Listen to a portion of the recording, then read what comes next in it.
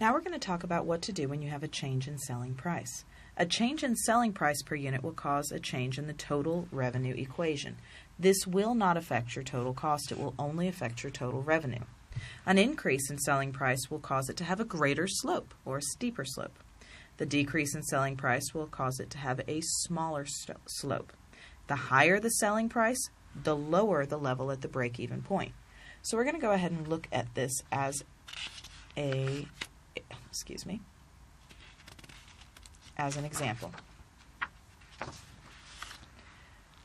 TR1 is at the lowest selling point. So if we're looking at the break-even point for TR1, right here, the break-even point is right here at 100 dirhams. But if we were to increase and go up to 80 dirhams for TR2, that break-even point goes down to 60. So instead of selling 100 units to break even, we only need to sell 60. Now TR3 has a very low selling point of only 50 dirhams. So in order to break even, we have to go into 150 units sold. So the break-even point is lower for TR2 and higher for TR3. So let's go ahead and look at this. Same concept, same grammar mistake. The unit variable costs of a certain unit are 30 dirhams. So the variable costs. The selling price for the unit is 60 dirhams. So that's selling price. The capacity for the period is 200 and the fixed costs are 3,000. Find the break-even point when the selling price for the unit is increased by 10 dirhams. Okay, well that is what we just looked at. Selling price is increased by 10 dirhams. Oh, nope, I take that back. This was increased by 20. So let's look at the algebraic method of changing it.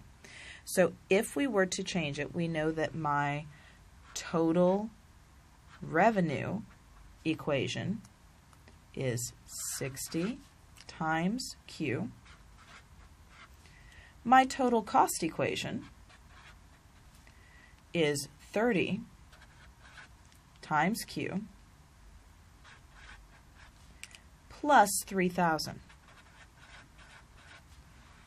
And we want to know the break-even point when the selling price per unit is increased by 10 dirhams. So if we were to increase it, that would change my total revenue equation. And if the selling price is increased by 10, instead of 60, we would put 70 because it increased by 10 dirhams. So we need to set this equation equal to this. So let's go ahead and do that. 70Q equals 30Q plus 3,000. And we're running off the page here. Okay? So we're going to start by moving the 30 over. So 70 minus 30 is 40. So we have 40Q equals 3,000. To solve, we divide both sides by 40. And now we're going to get out our calculator. 3,000 divided by 40 gives me the quantity of 75. So find the break-even point when the selling price per unit is increased by 10 dirhams. Well, that gives me the quantity. Now we need to figure out the revenue. So once again, TR is 70 times 75. The selling price times the quantity. So we're going to put that in here. 70 times 75. And I get that the price of the total revenue that we break even is 5250, 5,250. So my break even point is going to be 75, 5,250. So that was a lot of work to get this problem. Let's hope this one's a little easier. Find the break-even point when the selling price per unit is decreased by 10%.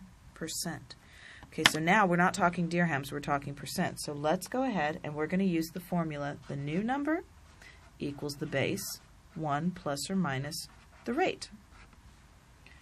Okay, well the base was 60. That's my revenue. So 60 times 1 minus 10%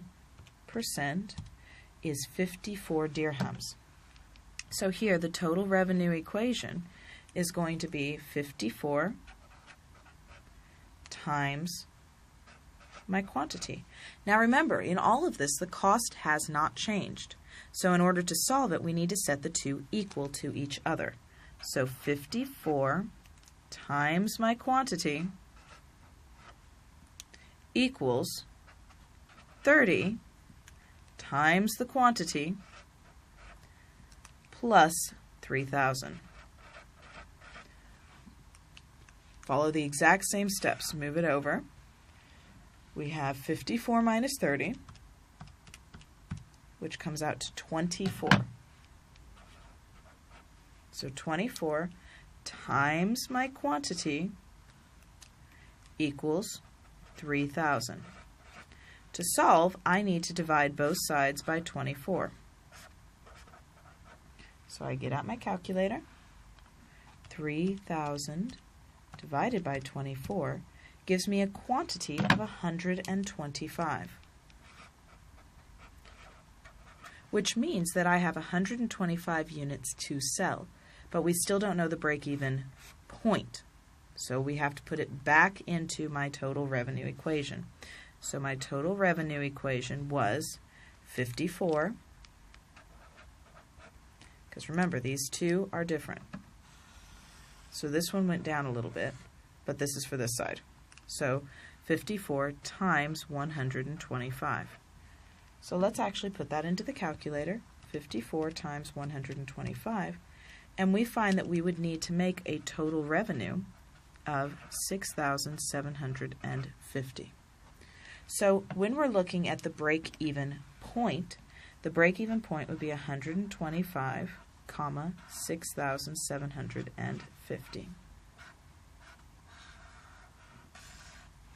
So let's look at a graph of this information.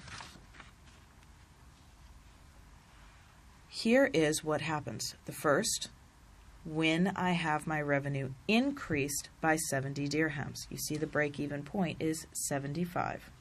Here, when it decreases to 54, my break-even point is 125. So this is graphically what we did here algebraically. And as you can see, there's a lot of stuff going on in this, so I don't expect you to get it at once, but I need you to practice over and over until you think you understand it.